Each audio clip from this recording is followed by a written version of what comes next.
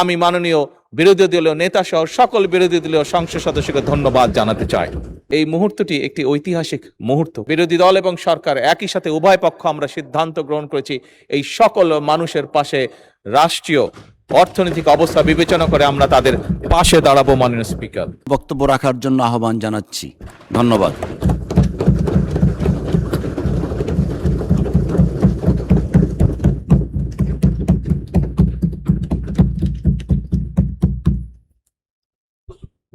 বিসমিল্লাহির রহমানির রহিম।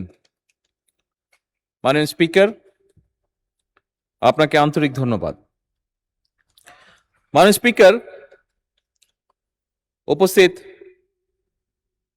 এই মহান সংসদের সকল সদস্যবৃন্দ, আমরা আজকে জাতীয় সংসদের দ্বিতীয় অধিবেশন এবং প্রথম বাজেট অধিবেশন শেষ করতে যাচ্ছি। অবশ্যই আমি মনে করি, একজন রাজনৈতিক কর্মী হিসাবে আমি মনে করি, একজন সংসদ সদস্য হিসেবে মাননীয় স্পিকার আমি মনে করি আজকে এই মুহূর্তে আমাদের এই মুহূর্তটি একটি ঐতিহাসিক মুহূর্ত। কারণ ফ্যাসিবাদ মুক্ত বাংলাদেশের মানুষের দ্বারা নির্বাচিত জাতীয় সংসদ বহু বছর পরে সেই সংসদে জনগণের সত্যিকার নির্বাচিত প্রতিনিধিরা আলোচনা করে একটি বাজেট পাশ করেছে।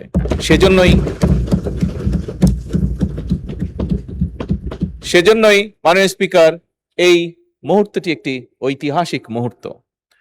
মাননীয় স্পিকার, বাজেট অধিবেশনের যেদিন বাজেট পাশ হয় সেদিন আমার বক্তব্যে আমি বলেছিলাম আমাদের উদ্দেশ্য, সরকারের উদ্দেশ্য এবং সরকারের লক্ষ্য ছিল এমন একটি বাজেট উপস্থাপন করা, এমন একটি বাজেট তৈরি করা যেটিকে আমরা বলতে পারি জনগণের জন্য জীবন বান্ধব বাজেট। মাননীয় স্পিকার, অতীতে আমরা দেখেছি অধিকাংশ সময়, সব সময় না হলে অধিকাংশ সময়, বাজেট উপস্থাপনের পরেই বিভিন্ন রাজনৈতিক দল, বিভিন্ন সমাজের বিভিন্ন শ্রেণী পেশার মানুষ কিভাবে তাদের রিয়াকশনগুলো জানিয়েছিল। বাট এই বছর আমরা বাজেট উপস্থাপনের পরে বাজেট নিয়ে যে সকল সংগঠন বিভিন্ন সময় চুলচেরা বিশ্লেষণ করে থাকে, আলহামদুলিল্লাহ, আল্লাহর রহমতে তারাও বলেছে যে এই বাজেটটি অনেকটাই জনবান্ধব। এই বাজেটকে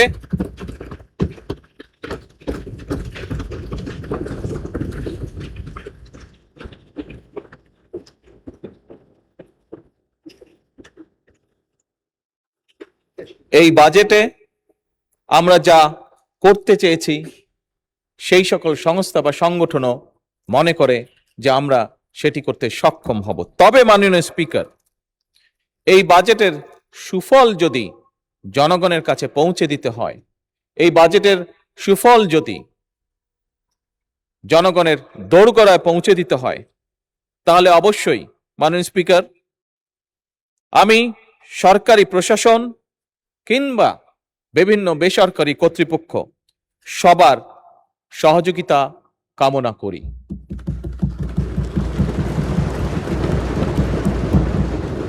মাননীয় স্পিকার, আমি এই সংসদের সকল সংসদ সদস্য এবং দেশের গণতান্ত্রিককামী জনগণকে আন্তরিকভাবে ধন্যবাদ জানাতে চাই। কারণ জনগণের কাঙ্ক্ষিত এই সংসদ প্রত্যেক সংসদ সদস্যের প্রচেষ্টায় জনগণের সংসদ হয়ে উঠেছে। আজও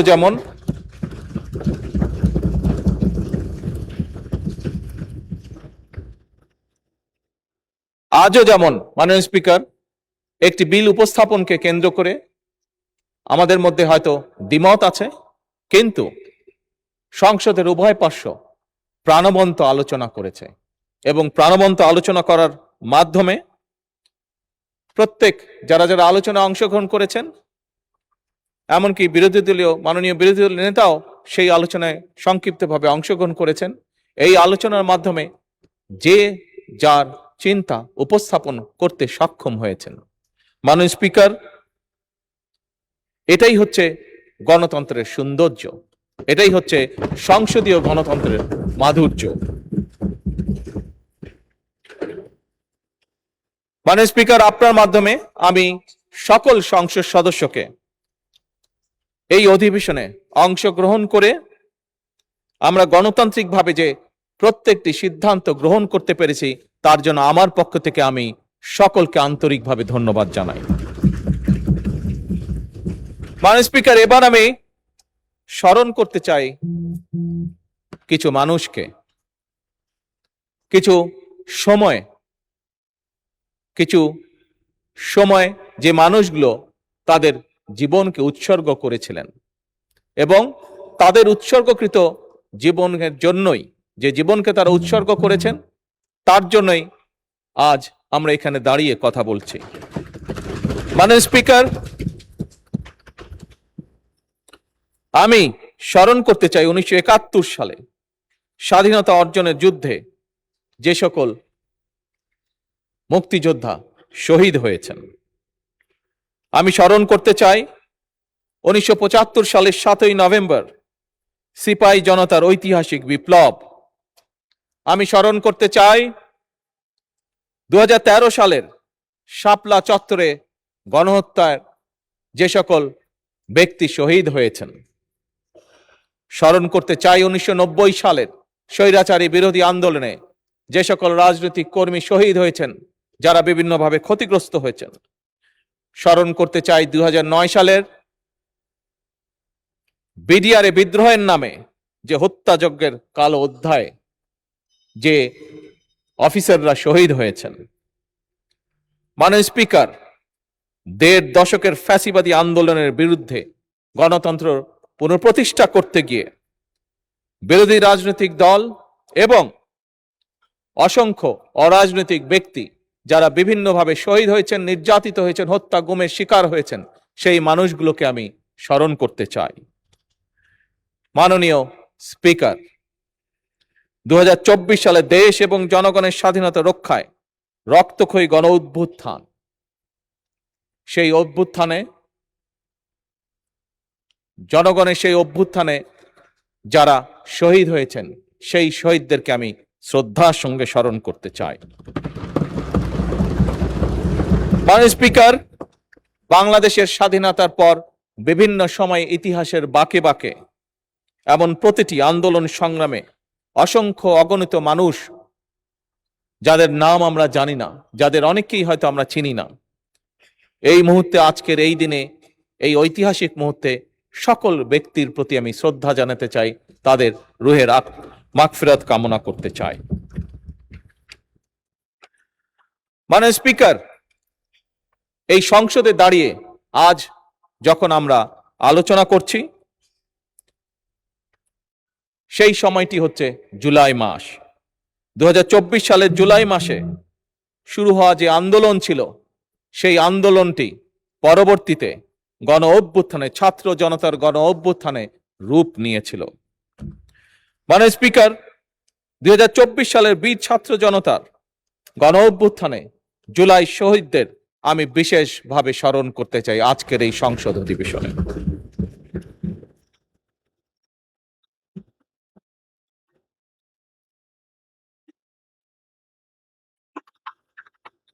মাননীয় স্পিকার, আজও আমরা উভয় পক্ষ আলোচনা প্রসঙ্গে আমরা উল্লেখ করেছি যে দেশ স্বাধীনে যারা জীবনকে উৎসর্গ করেছেন, যারা আহত হয়েছেন, সেই সকল মুক্তিযোদ্ধাদের যেমন আমরা এখনো ঋণ শোধ করছি, সেভাবে একইভাবে আমরা বিগত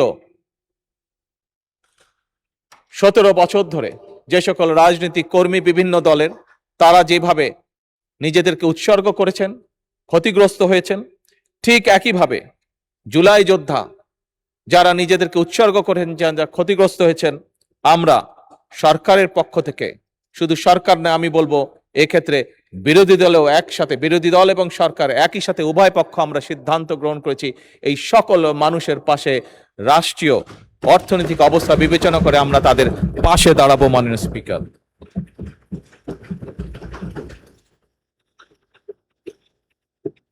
মাননীয় স্পিকার, এই দেশের একজন নাগরিক হিসাবে, একজন রাজনৈতিক কর্মী হিসাবে, একজন নির্বাচিত প্রতিনিধি হিসাবে, জনগণের একজন নির্বাচিত প্রতিনিধি হিসাবে আমি বিশ্বাস করি আমাদের শহীদগণ এমন একটি বাংলাদেশ চেয়েছিলেন যে বাংলাদেশে ন্যায়পরায়ণতা এবং ন্যায় বিচারই হবে শেষ কথা, যে বাংলাদেশে ধনী অথবা গরিব কেউই বৈষম্যের শিকার হবেন না।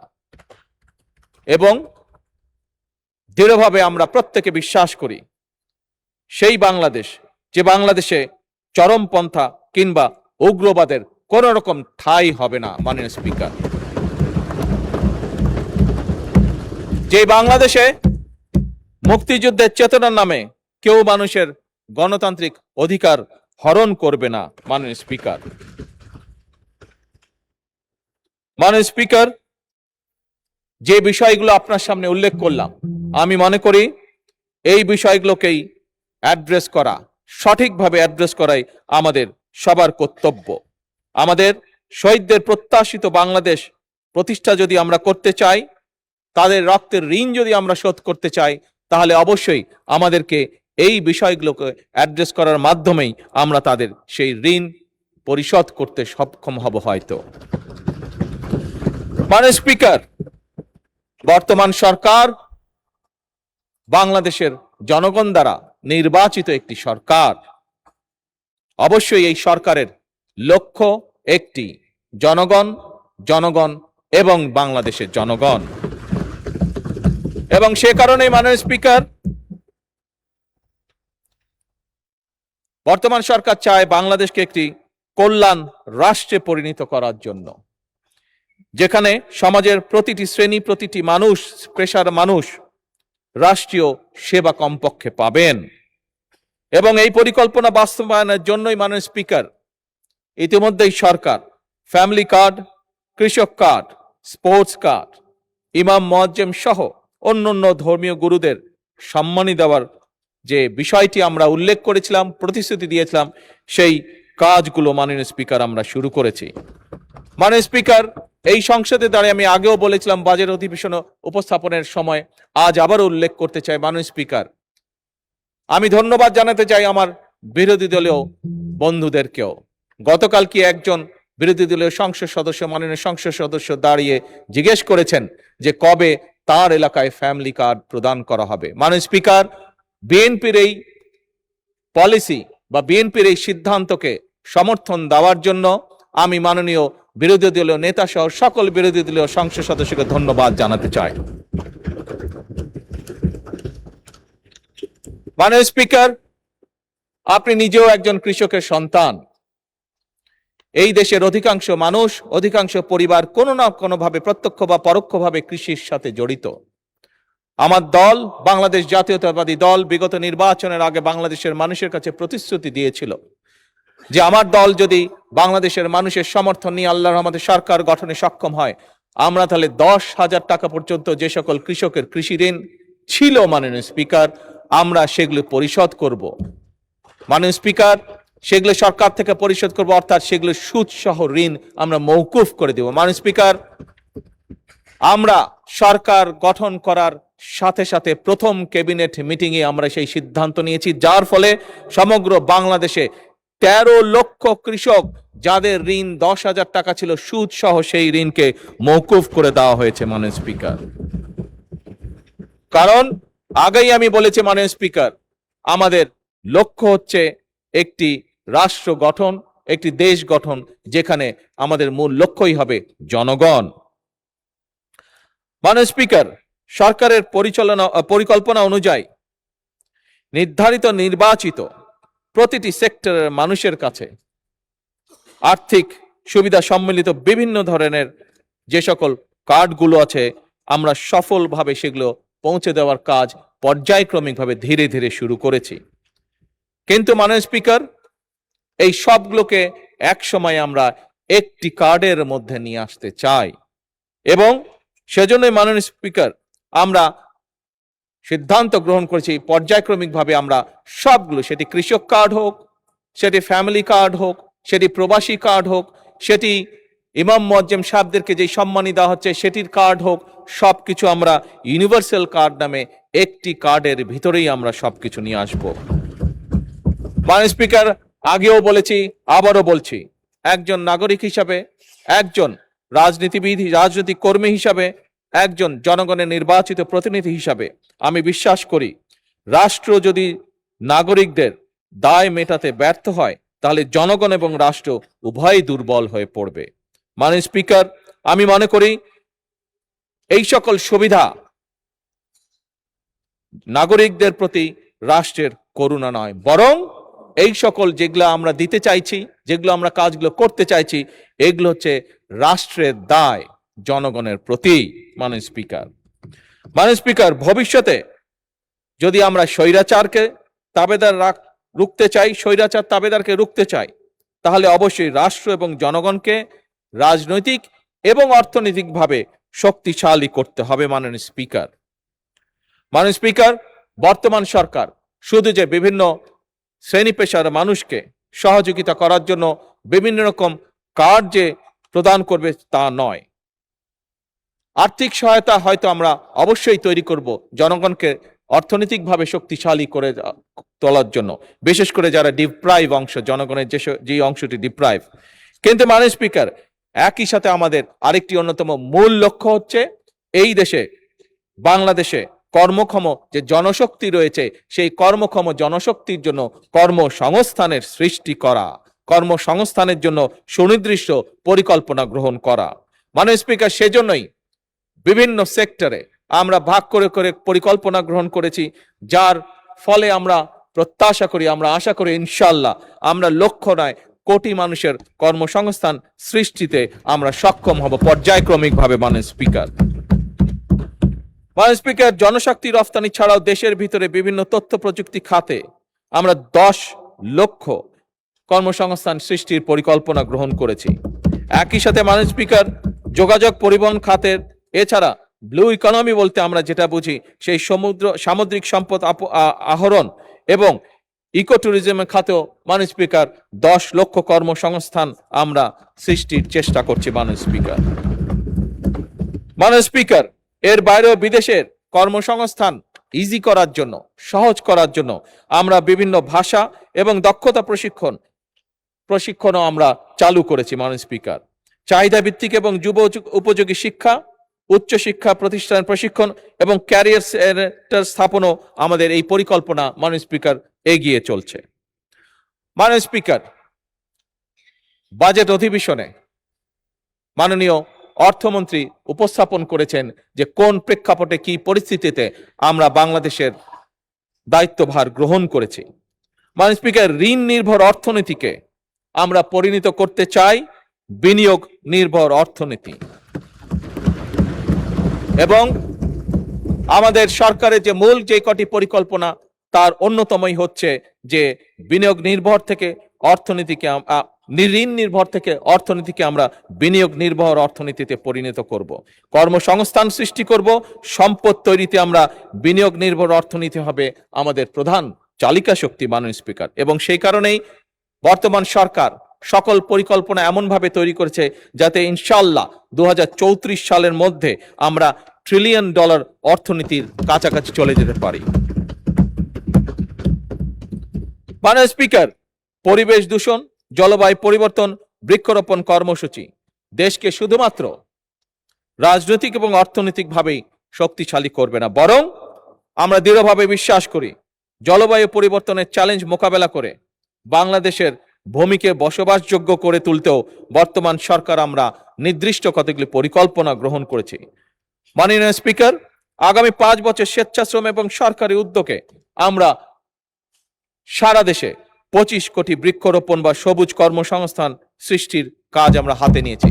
মাননীয় স্পিকার, আজকের অধিবেশনের প্রথম পাঠে আমি বলেছিলাম যে আজকে সকালে আমি প্রাথমিক স্কুলের বাচ্চাদের একটি অনুষ্ঠানে যোগদান করেছিলাম। সেই অনুষ্ঠানেও সেইখানে আমি নিজে এবং অনলাইনে কানেক্টেড হয়ে বাংলাদেশের বিভিন্ন উপজেলায় সাথে স্কুলগুলোর সাথে কানেক্টেড হয়ে মাননীয় স্পিকার আজকে সকলে আমরা প্রায় 2 লক্ষ গাছের চারা আমরা রোপণ করেছি মাননীয় স্পিকার। মাননীয় স্পিকার, যে 25 কোটি গাছ বা 25 কোটি বৃক্ষরোপণের আমরা পরিকল্পনা করেছি, সেটিকে সফল করার জন্য প্রতি বছর ইনশাল্লাহ আমরা 5 কোটি বৃক্ষ রোপণ করতে চাই। এবং এই যে বৃক্ষগুলি রোপণ করা হবে মাননীয় স্পিকার, তার জন্য তো অবশ্যই চারা উৎপাদন করতে হবে। এবং এই চারা উৎপাদন করার জন্য মাননীয় স্পিকার আমরা পরিকল্পনা গ্রহণ করেছি যে 10,000 নতুন নার্সারি উদ্যোক্তা গড়ে তোলা হবে।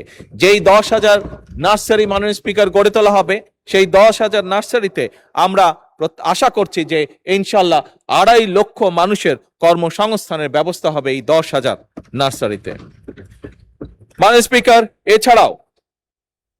এছাড়াও ভূমি ব্যবস্থাপনা, বন্দর ব্যবস্থাপনা, গ্রামীণ ও নগর অবকাঠামো উন্নয়ন, প্রযুক্তি নির্ভর শিক্ষার অগ্রাধিকার, বহুভাষা শিক্ষা, দেশের আভ্যন্তরীণ নিরাপত্তা এবং সার্বভৌমত্ব রক্ষায় সময় উপযোগী প্রতিরক্ষা কৌশল নির্ধারণ এবং এই সকল প্রত্যেকটি বিষয় কাজ এগিয়ে চলছে পর্যায়ক্রমিকভাবে মাননীয় স্পিকার। মাননীয় স্পিকার, একটু আগে মাননীয় বিরোধী দলীয় নেতা বিষয়টি উল্লেখ করেছেন। কি সেই বিষয়টি? বিষয়টি হচ্ছে অবশ্যই দুর্নীতি দমন এবং আইন শৃঙ্খলা রক্ষায় সরকারের অগ্রাধিকার। বর্তমান সরকার আইন শৃঙ্খলা রক্ষা বাহিনীকে সম্পূর্ণভাবে পেশাদার হিসাবে গড়ে তুলতে চায় মাননীয় স্পিকার। একইভাবে মাননীয় স্পিকার, দুর্নীতির যে বিষয়টি আছে, আমরা দেখেছি স্বৈরাচারের সময় কিভাবে প্রতি বছর এই দেশ থেকে $16 বিলিয়ন পাচার করে দেওয়া হয়েছে, যার ফলে বিরোধী দলীয় নেতা ওনার বক্তব্যে যে রাস্তাঘাট বা যেটারই উনি বিবরণ দিয়ে থাকুক না কেন, এই সকল সমস্যাগুলো একটি অন্যতম কারণ হচ্ছে এই দুর্নীতি মাননীয় স্পিকার। এবং এই দুর্নীতিকে যে কোনোভাবেই হোক, সেটি হাত বেঁধেই হোক, টুটি চেপেই হোক, যে কোনোভাবে নিয়ন্ত্রণ করতে বর্তমান সরকার মাননীয় স্পিকার বদ্ধপরিকর।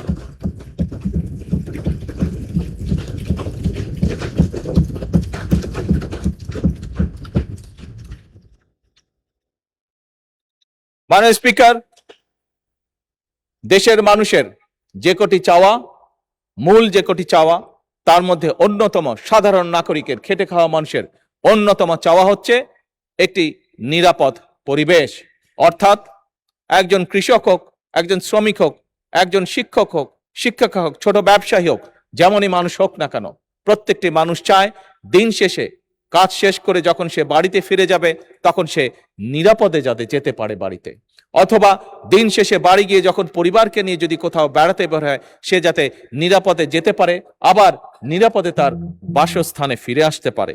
মাননীয় স্পিকার, জনগণের এই নিরাপত্তা নিশ্চিত করার জন্য একটু আগেই আমরা উল্লেখ করেছি, আমরা আইন শৃঙ্খলা বাহিনীকে পেশাদার হিসাবে গড়ে তুলতে চাই। এবং সেটিরই অংশ হিসেবে মাননীয় স্পিকার, আমরা বর্তমান সরকার 10,000 নতুন পুলিশ কনস্টেবল নিয়োগ দেওয়ার পরিকল্পনাও হাতে নিয়েছে।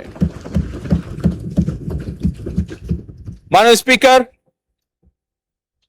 আগেও বলেছি, আবারও আমি উল্লেখ করতে চাই, বর্তমান সরকার কোনোভাবেই কোনো প্রকার চরমপন্থা বা উগ্রবাদকে প্রশ্রয় দিবে না।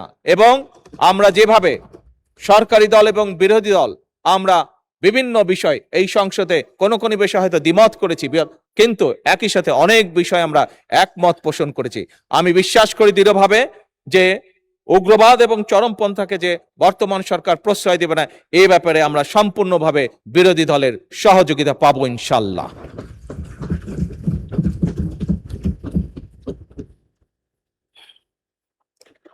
মাননীয় স্পিকার, আজ থেকে প্রায় 3 বছর আগে জনগণের আকাঙ্ক্ষার বাংলাদেশ গঠনের জন্য বাংলাদেশ জাতীয়তাবাদী দল জনগণের সঙ্গে বিভিন্ন জেলা, উপজেলা পর্যায়ে, গ্রাম পর্যায়ে জনগণের সঙ্গে সংলাপের মাধ্যমে 31 দফা আমরা জাতির সামনে, দেশের সামনে উপস্থাপন করেছিলাম।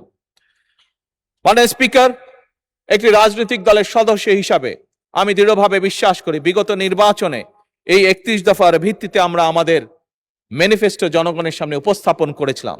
সেই ম্যানিফেস্টোর প্রতি জনগণ তাদের রায় দিয়েছে। মাননীয় স্পিকার,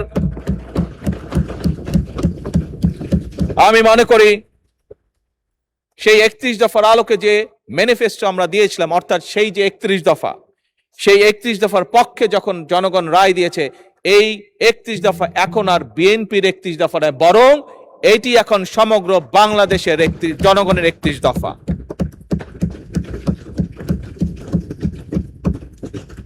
এবং এই 31 দফা এখন যেরকম, 31 দফা এখন যেমন সমগ্র বাংলাদেশের জনগণের 31 দফা, মাননীয় স্পিকার, ঠিক একইভাবে এই পবিত্র জাতীয় সংসদের দক্ষিণ প্লাজায় আমরা নির্বাচনের আগে প্রায় সবগুলো রাজনৈতিক দল, আজ আমার দল, একই সাথে বিরোধী রাজনৈতিক দল, আমরা এই জুলাই সনদ স্বাক্ষর করেছিলাম। মাননীয় স্পিকার, আগেও বলেছি, আজও বলছি, পরিষ্কারভাবে দ্ব্যর্থহীন ভাষায় আমি বলতে চাই, আমরা জুলাই সনদ যেটি স্বাক্ষর করেছিলাম, জুলাই সনদের স্বাক্ষরিত প্রতিটি দফা বাস্তবায়নে আমরা জনগণের কাছে দায়বদ্ধ, অঙ্গীকারবদ্ধ। মাননীয় স্পিকার,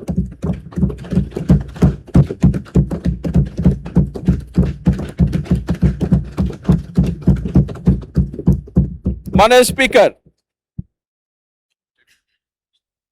ফ্যাসিবাদ স্বৈরাচারের আমলে যেভাবে দেশের প্রতিটি প্রতিষ্ঠানকে, সংগঠনকে ধ্বংস করে দেওয়া হয়েছে, প্রতিটি সাংবিধানিক সংগঠনকে যেমন ধ্বংস করে দেওয়া হয়েছে, তার মধ্যে অন্যতম একটি ছিল বাংলাদেশের শিক্ষা খাত।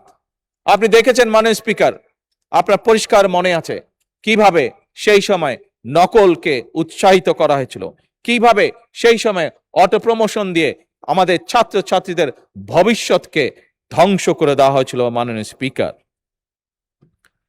অত্যন্ত দুঃখের সাথে বলতে হয়, অন্তর্বর্তীকালীন সরকারের সময়ও আমরা এ ব্যাপারে কোনো পদক্ষেপ গ্রহণ করতে দেখিনি। মাননীয় স্পিকার, আমাদের শিক্ষা খাতের অনেকগুলো সমস্যা রয়েছে, যা ফ্যাসিবাদ স্বৈরাচারের সময় শুরু হয়েছিল এবং পরিকল্পিতভাবেই তা করা হয়েছিল বলে একজন রাজনৈতিক কর্মী হিসাবে আমি দৃঢ়ভাবে বিশ্বাস করি। মাননীয় স্পিকার, এই সমস্যাগুলোকে অ্যাড্রেস করার জন্য, যেমন প্রাথমিক সহ সকল পর্যায়ে শিক্ষকদের প্রশিক্ষণ, সঠিকভাবে ভালো প্রশিক্ষণ দেওয়ার জন্য, একইভাবে বিভিন্ন বিতর্কিত বিষয়গুলো সিলেবাসগুলো থেকে ধীরে ধীরে সরিয়ে আনা, একইভাবে শিক্ষার বিভিন্ন উপকরণ নিশ্চিত করা, এই সকল বিষয়গুলোকে আমরা প্রাধান্য দিতে চাই মাননীয় স্পিকার। এবং এই কারণেই আপনি দেখেছেন মাননীয় স্পিকার, এবার বাজেটে বর্তমান সরকার শিক্ষা খাতে সবচেয়ে বেশি বরাদ্দ রেখেছে। এবং মাননীয় স্পিকার, আমরা দেখেছি পৃথিবীতে যে কটি দেশ উন্নতি করেছে, প্রত্যেকেই তারা শিক্ষা খাতে সকল সময় বরাদ্দ বেশি রেখেছে। মাননীয় স্পিকার, ইজিপ্ট, সেখানে একটি বিশ্ববিদ্যালয়ে লেখা আছে, যদি কোনো জাতিকে ধ্বংস করতে হয় তাহলে তার শিক্ষা ব্যবস্থাকে ধ্বংস করে দাও। মাননীয় স্পিকার, আমার কেন জানি মনে হয় এই বাক্যটিকে ফ্যাসিবাদ স্বৈরাচার মনে প্রাণে গ্রহণ করেছিল কাউকে খুশি করার জন্য। মাননীয় স্পিকার, কোন একটি বিশেষ গোষ্ঠী, কোন একটি বিশেষ দেশকে খুশি করার জন্য তারা এই নীতিটি গ্রহণ করেছিল। মাননীয় স্পিকার, বর্তমান সরকার সম্পূর্ণভাবে এটির বিরোধী এবং দেশের ভবিষ্যৎ প্রজন্মকে সঠিকভাবে শিক্ষা দেওয়ার জন্য, দেশের ভবিষ্যৎ প্রজন্মকে ভালো শিক্ষার নিশ্চয়তা দেওয়ার জন্য, দেশের ভবিষ্যৎ প্রজন্মকে যারা গড়ে তুলবেন সেই সকল শিক্ষকদেরকে সুন্দরভাবে সঠিক ভালো ট্রেনিং দেওয়ার জন্য সকল উদ্যোগ বর্তমান সরকার গ্রহণ করেছে। মাননীয় স্পিকার, এই কার্যক্রম যাতে আমরা সঠিকভাবে চালিয়ে যেতে পারি, সেজন্য মাননীয় স্পিকার, আমরা যে পরিকল্পনা গ্রহণ করছি, আগামী 5 বছরে ইনশাল্লাহ বাজেটের শতকরা 5% আমরা শিক্ষা খাতে পর্যায়ক্রমিকভাবে বরাদ্দ করব, জিডিপির 5%। মাননীয় স্পিকার, মাননীয় স্পিকার, আমরা যতই বলি না কেন, ছোটবেলায় একটি লেখা পড়েছিলাম বইয়ের মধ্যে, স্বাস্থ্যই হচ্ছে সকল সুখের মূল। যদি স্বাস্থ্য কারো নষ্ট হয়ে যায়, তাকে যা কিছুই দেওয়া হোক না কেন, কোনো কিছু, ভালো খাবার দেওয়া হোক, ভালো পোশাক দেওয়া হোক, ভালো জায়গায় ঘুরতে নিয়ে যাওয়া হোক, কোনো কিছুই সে উপভোগ করতে পারবে না। মাননীয় স্পিকার, আমরা অতীতের শিক্ষা ব্যবস্থার যে করুণ চিত্র সংক্ষেপে আপনার সামনে তুলে ধরেছিলাম। মাননীয় স্পিকার, একইভাবে ফ্যাসিবাদ স্বৈরাচারের সময় স্বাস্থ্য খাতকেও সম্পূর্ণভাবে ধ্বংস করে দেওয়া হয়েছিল। মাননীয় স্পিকার, বলতে দ্বিধা নেই, আমার স্ত্রী যেহেতু একজন চিকিৎসক, আমার আশেপাশে যে কোনো ভাবেই হোক, সে কারণেই হোক, বহু চিকিৎসক আমার আশেপাশে আছেন, আমার পরিবারের মধ্যেই হোক, পরিবারের আশেপাশে হোক। সবার থেকে যে ধারণাটা আমি পেয়েছি মাননীয় স্পিকার, বলতে দ্বিধা নেই যে স্বৈরাচার, ফ্যাসিবাদী স্বৈরাচার সরকার বাংলাদেশের চিকিৎসা ব্যবস্থাকে অন্য কারো হাতে মনে হয় তুলে দিয়েছিল। একটি বিশেষ দেশকে সুবিধার জন্য ধ্বংস করে দেওয়া হয়েছিল আমাদের চিকিৎসা ব্যবস্থা। মাননীয় স্পিকার, মাননীয় বিরোধী দলীয় নেতা বাজেট উপস্থাপনের দিন ওনার বক্তব্যে উনি বলেছেন যে সম্পূর্ণ চিকিৎসা ব্যবস্থা অসুস্থ। আমি ওনার সাথে, উনি বলেছিলেন 100% অসুস্থ, আমি বলেছিলাম 100% না, 101% অসুস্থ মাননীয় স্পিকার। আজও একইভাবে সেই কথার পুনরাবৃত্তি করতে চাই মাননীয় স্পিকার। সেজন্যই আমরা সিদ্ধান্ত গ্রহণ করেছি পর্যায়ক্রমিকভাবে আমরা এই চিকিৎসা ব্যবস্থাকে ধীরে ধীরে গড়ে তুলতে চাই, জনগণের উপযোগী করে তুলতে চাই। সেজন্য মাননীয় স্পিকার, এই চিকিৎসা খাতকে গড়ে তোলার পাশাপাশি জনগণ যাতে সুবিধা পায়, সেজন্যই মাননীয় স্পিকার আমরা এই বছর বাজেটের 1.2% বরাদ্দ রেখেছি চিকিৎসা খাতের জন্য, এবং পর্যায়ক্রমিকভাবে আগামী 5 বছর এটিকে আমরা 5% উন্নীত করতে চাই মাননীয় স্পিকার জিডিপির। মাননীয় স্পিকার, বর্তমান যুগে, বর্তমান বিশ্বে, ইউরোপে তারা একটি নীতি গ্রহণ করেছে, prevention is better then cure. অর্থাৎ একজন মানুষ অসুস্থ হবার আগেই যদি তাকে আমরা সচেতন করার মাধ্যমে অসুস্থ হওয়া থেকে দূরে রাখতে পারি, তাহলে সেই মানুষটি যেমন উপকৃত হবে, সেই মানুষটি যেমন সুস্থ থাকবে, একইভাবে মাননীয় স্পিকার রাষ্ট্র বা জনগণের অর্থ কম খরচ হবে। এবং একইভাবে মাননীয় স্পিকার, তার ফলে যেটি হবে, যে মানুষটি শেষ পর্যন্ত অসুস্থ হবে, সে যখন হাসপাতালে যাবে, সে কিছুটা হলেও বেটার চিকিৎসা, বেটার সুবিধা পাবে। এবং সে কারণে মাননীয় স্পিকার, জনগণকে আরো সচেতন করার জন্য, স্বাস্থ্যর বিষয়ে আরো সচেতন করার জন্য আমরা নির্বাচনের আগে বলেছিলাম আমরা সারা বাংলাদেশে 1 লক্ষ হেলথ কেয়ারার অ্যাপয়েন্ট করতে চাই। মাননীয় স্পিকার, আপনি জানলে খুশি হবেন, এবং আপনার মাধ্যমে এই সংসদে আমি জানাতে চাই যে আমরা এই 1 লক্ষ হেলথ কেয়ার অ্যাপয়েন্ট করার কাজ শুরু করেছি মাননীয় স্পিকার, অতি শীঘ্র এটি ঘোষণা করা হবে। মাননীয় স্পিকার, আপনি জানলে খুশি হবেন, এবং এই সংসদের মাধ্যমে আমি সকলকে, আপনার মাধ্যমে এই সংসদের সকলকে জানাতে চাই যে বাংলাদেশে আরেকটি শ্রেণীর মানুষ আছে যাদের চিকিৎসা পেতে খুবই কষ্ট হয়, বিশেষ করে গ্রামে গঞ্জে যে মানুষগুলো থাকে। কারা তারা? তারা হচ্ছে আমাদের সন্তানেরা, আমাদের শিশুরা। তাদের চিকিৎসা ব্যবস্থা সেভাবে নেই বললেই চলে, একদম শূন্যের কোঠায়। মাননীয় স্পিকার, বর্তমান সরকার দ্রুততার সাথে 5টি বিভাগে 5টি সম্পূর্ণভাবে 200 বেডের 5টি শিশু হাসপাতাল চালু করার উদ্যোগ গ্রহণ করেছে, যেটি ইনশাল্লাহ আমরা প্রত্যাশা করছি মাননীয় স্পিকার, আগামী সেপ্টেম্বর মাসে এই টোটাল 1000 বেডের হাসপাতালগুলো তো চালু হবে শিশুদের জন্য শুধুমাত্র। মাননীয় স্পিকার, গত কয়েক মাসে আমি বাংলাদেশের অনেকগুলো এলাকা ঘুরেছি, বহু মানুষের সাথে আমার কথা হয়েছে। মাননীয় স্পিকার, ফ্যাসিবাদের আমলে, স্বৈরাচারের আমলে শুধু উন্নয়নের কথা শুনতাম, কিন্তু যখন মাননীয় স্পিকার আমি দেশের বিভিন্ন অঞ্চলে গিয়েছি, বহু মানুষের সাথে, সাধারণ মানুষের সাথে কথা বলেছি, যখন তাদের এলাকাগুলো সম্পর্কে জেনেছি, তখন মাননীয় স্পিকার সেই ফ্যাসিবাদের উন্নয়নের সেই গল্প এবং বাস্তবতার মধ্যে কোনোই মিল পাইনি মাননীয় স্পিকার। এবং মাননীয় স্পিকার, মাননীয় বিরোধী দলের নেতা তার নিজের জেলা যেহেতু সিলেট, বিগত বাজেট উপস্থাপনের দিন উনি ঢাকা সিলেট হাইওয়ের কথা বলেছিলেন, এবং সেই সাথে তখন স্পিকার সাহেব সেদিন উপস্থিত ছিলেন, সেই সাথে আমাকেও একটু সংযুক্ত করেছেন সিলেটের সাথে, স্পিকার সাহেবকেও সংযুক্ত করেছিলেন আত্মীয়তার সূত্রে সিলেটের সাথে। মাননীয় স্পিকার, আপনি জানলে খুশি হবেন মাননীয় স্পিকার, এবং আপনার মাধ্যমে আমি বলতে চাই যে এই সকল কাজগুলো পর্যায়ক্রমিকভাবে আমরা শুরু করেছি, ইনশাল্লাহ ধীরে ধীরে আমরা জনগণকে এর সুফল পৌঁছে দিতে পারবো মাননীয় স্পিকার।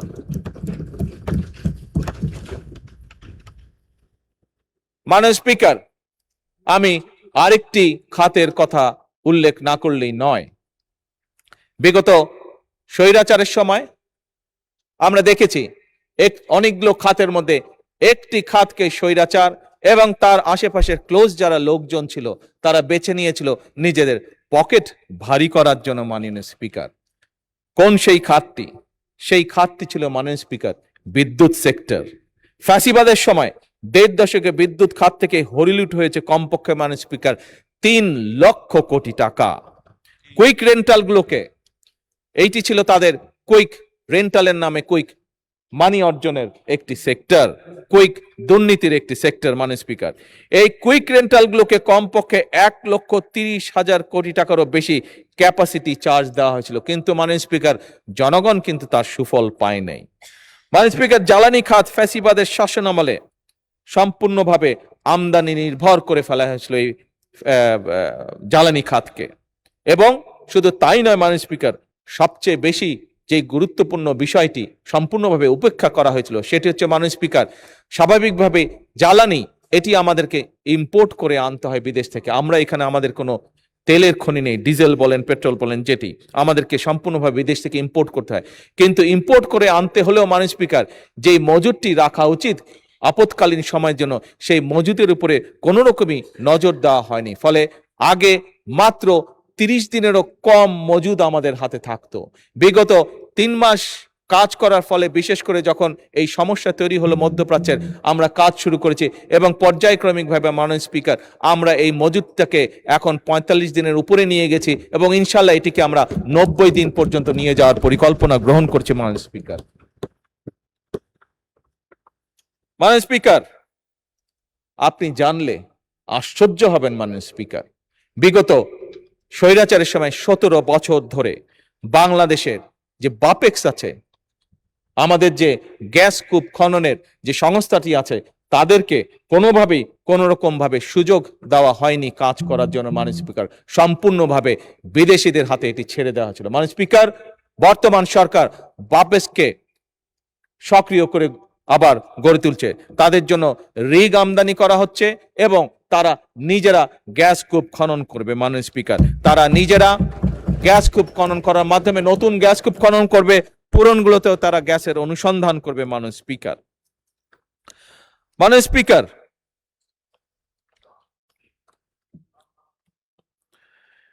মাননীয় স্পিকার, বাংলাদেশ জাতীয়তাবাদী দল বিএনপি একাধিকবার রাষ্ট্র পরিচালনার দায়িত্ব পালন করেছে।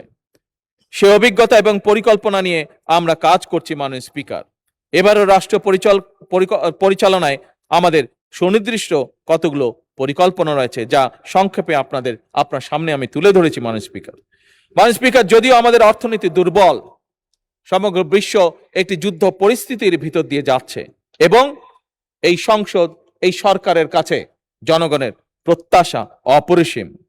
মাননীয় স্পিকার, এমন পরিস্থিতিতেও আমরা ঘুরে দাঁড়াতে শুরু করেছি।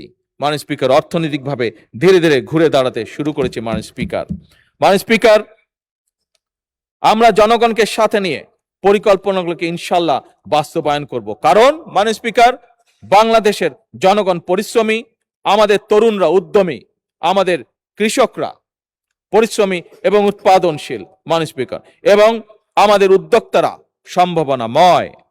মাননীয় স্পিকার, আমি বিশ্বাস করি সরকার যদি ব্যবসা বাণিজ্যের সামনে সকল বাধা সরিয়ে দিতে সক্ষম হয়, আমরা দুর্নীতিকে যদি নিয়ন্ত্রণ করতে পারি এবং ন্যায়ভিত্তিক সুযোগ সৃষ্টি করতে পারি মাননীয় স্পিকার, এবং অবশ্যই রাষ্ট্রীয় প্রতিষ্ঠানগুলোকে যদি জবাবদিহিতার আওতায় আনতে পারি মাননীয় স্পিকার, তাহলেই আমরা শহীদদের সেই প্রত্যাশিত বাংলাদেশ গড়ে তুলতে সক্ষম হব।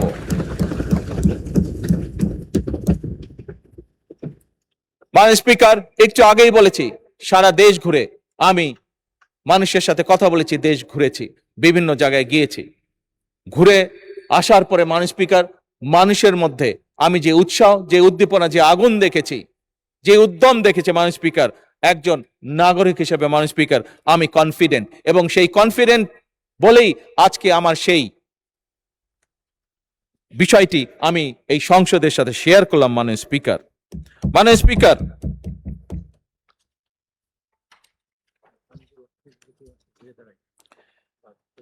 মাননীয় স্পিকার, আমি আপনার মাধ্যমে এই সংসদের সকল সদস্যদের মাধ্যমে, কারণ আমরা সকলে জনগণের প্রতিনিধি, জনগণের প্রতিনিধিত্ব আমরা করছি, আমি কয়েকটি বিষয়, হয়তোবা এটি ঠিক সংসদীয় বিষয় না, তারপরে আমি মনে করি রাজনীতির বিষয়ও না, কিন্তু আমি মনে করি বিষয়গুলি আমাদের বর্তমান এবং ভবিষ্যতের সাথে জড়িত, এবং সে কারণে মাননীয় স্পিকার এই বিষয়গুলি আমি এই মহান সংসদের সামনে, এই 350 জনপ্রতিনিধির সামনে মাননীয় স্পিকার আমি আপনার মাধ্যমে উপস্থাপন করতে চাই। মাননীয় স্পিকার, দুর্নীতি, দুঃশাসন, স্বৈরাচার, ফ্যাসিবাদের কবলে পড়ে শুধু রাজনীতি, অর্থনীতি নয়, বরং আমাদের ধর্মীয়, খুব সম্ভবত মাননীয় বিরোধী দলীয় নেতা ওনার বক্তব্যে বিষয়টি উপস্থাপন করেছেন, ওনার সাথে একসাথে আমিও উপস্থাপন করতে চাই। আমাদের ধর্মীয়, সামাজিক, সংস্কৃতি এবং পারিবারিক মূল্যবোধের মনে হয় অবক্ষয় ঘটেছে কিছু। মাননীয় স্পিকার, আমাদের এই মূল্যবোধকে ফিরিয়ে আনতে হবে, যে কোনো ভাবেই হোক না কেন। পারিবারিক যে মূল্যবোধ, সেটিকেও আমাদের ফিরিয়ে আনা অত্যন্ত জরুরি। মাননীয় স্পিকার, একটি ছোট্ট ছড়া আমিও ছোটবেলায় পড়েছি, আপনিও পড়েছেন, আমার বিশ্বাস অধিকাংশ বিরোধী দলীয় নেতাও পড়েছেন, আমি মনে করি, দৃঢ়ভাবে বিশ্বাস করি অনেক সংসদ সদস্যই পড়েছেন। সেটি ছড়াটি, সকালে উঠি আমি মনে মনে বলি, সারাদিন আমি যেন ভালো হয়ে চলি। মাননীয় স্পিকার, আমাদের এই ছোটবেলার যে ছড়া বা কবিতা, যেই মূল্যবোধ, সেই মূল্যবোধ আমাদেরকে, এই সংসদকে যে কোনো মূল্যে ফিরিয়ে আনতে হবে। মাননীয় স্পিকার,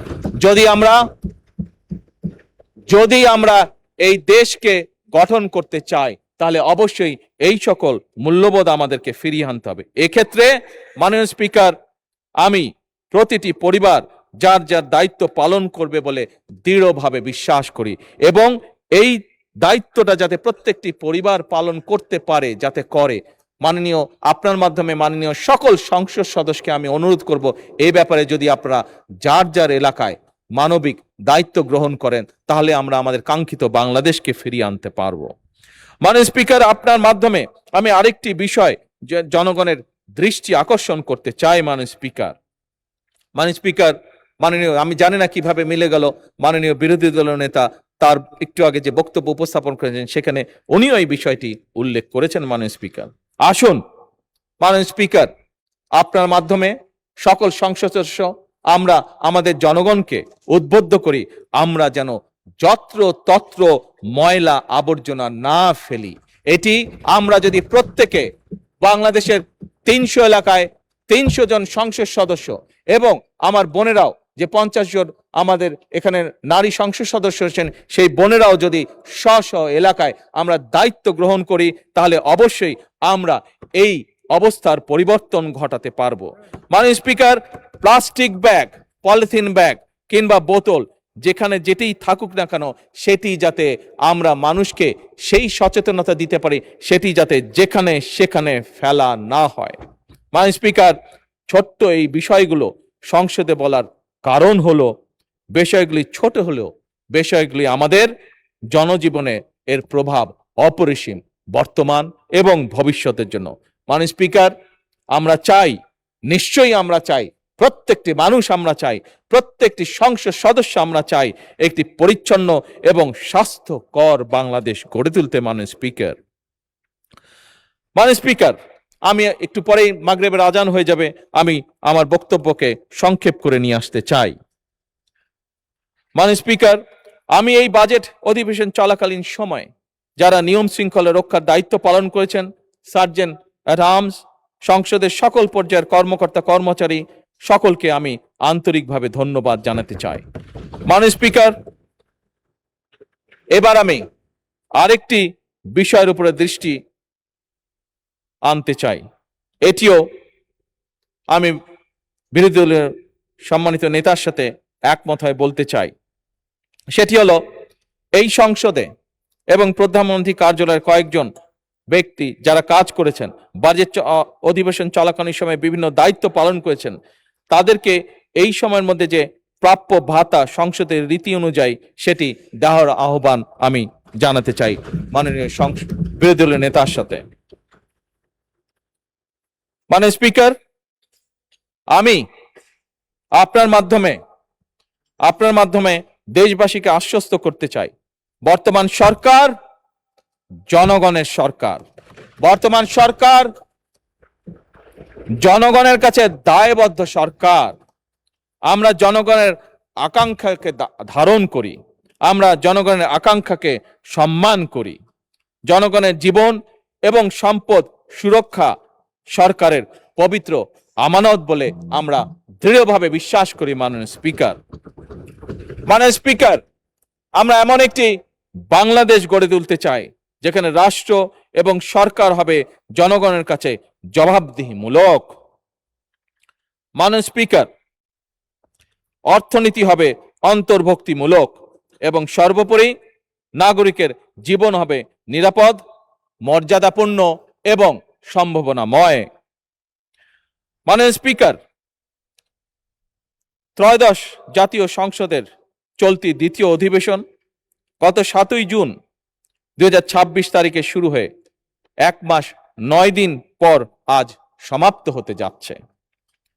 গত 11 জুন 2026 তারিখে মাননীয় অর্থমন্ত্রী সংসদে 2026-27 অর্থ বছরের বাজেট উপস্থাপন করেছেন। এই সংসদের প্রথম বাজেট উপস্থাপন করেছেন।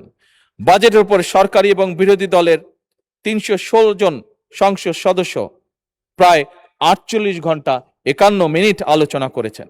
এই অধিবেশনে আমি যদি সঠিক বলে থাকি 11টি বিল পাস সহ প্রধানমন্ত্রীর প্রশ্ন এবং অন্যান্য মাননীয় মন্ত্রীদের প্রশ্ন জিজ্ঞাসা উত্তর আলোচিত এবং টেবিলে উপস্থাপিত হয়েছে। এছাড়াও মাননীয় স্পিকার, সংবিধান সংশোধন সম্পর্কিত বিশেষ কমিটি, সরকারি হিসাব কমিটি সহ বেশ কয়েকটি মন্ত্রণালয় সম্পর্কিত স্থায়ী কমিটি গঠিত হয়েছে। অধিবেশন চলাকালে সংসদ সচিবালয় কর্মকর্তা ও কর্মচারীগণ দিনরাত সরকারি ছুটি সহ ছুটির দিনেও এমনকি অক্লান্ত পরিশ্রম করে মঞ্জুরির দাবি, ছাঁটাই প্রস্তাব, বাজেট পাস, 68 বিধিতে সংক্ষিপ্ত আলোচনা, 147 বিধিতে সাধারণ আলোচনা এবং সংসদীয় বিভিন্ন কার্যক্রম পরিচালনা সহ অধিবেশন সুষ্ঠুভাবে সমাপ্তিতে সহায়তা করেছেন।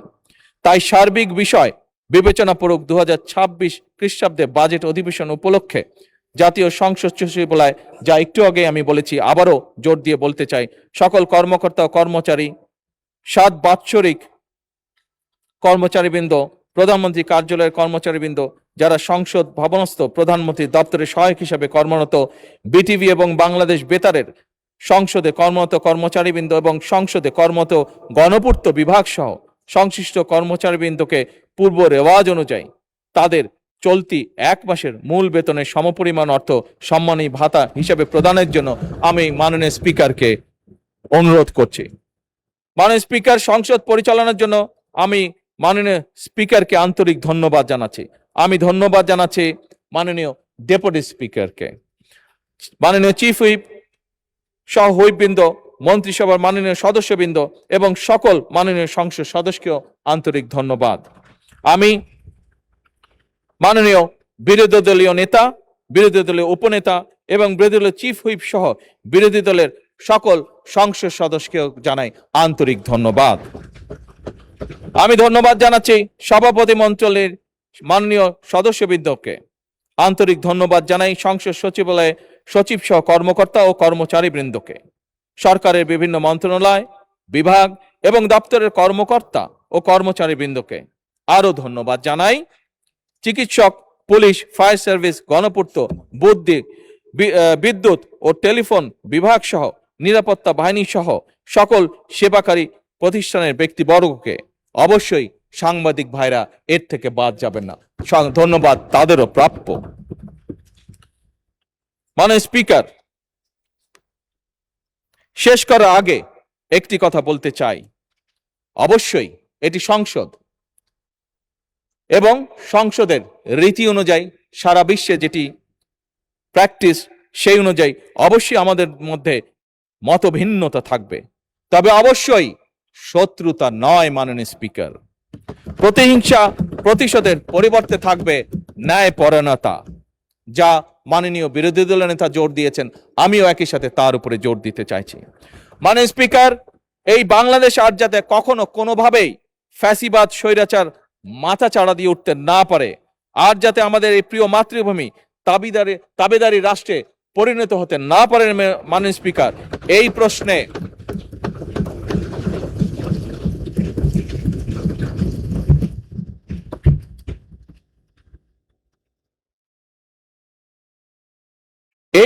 মাননীয় স্পিকার, আমরা অর্থাৎ সংসদে বিরোধী দল এবং সরকারি দল, আমি দৃঢ়ভাবে আমরা বিশ্বাস করতে চাই আমাদের মধ্যে রয়েছে জাতীয় ঐক্য, এবং যে কোনো মূল্যে এই জাতীয় ঐক্য অটুট এবং বজায় থাকবে ইনশাআল্লাহ। মাননীয় স্পিকার,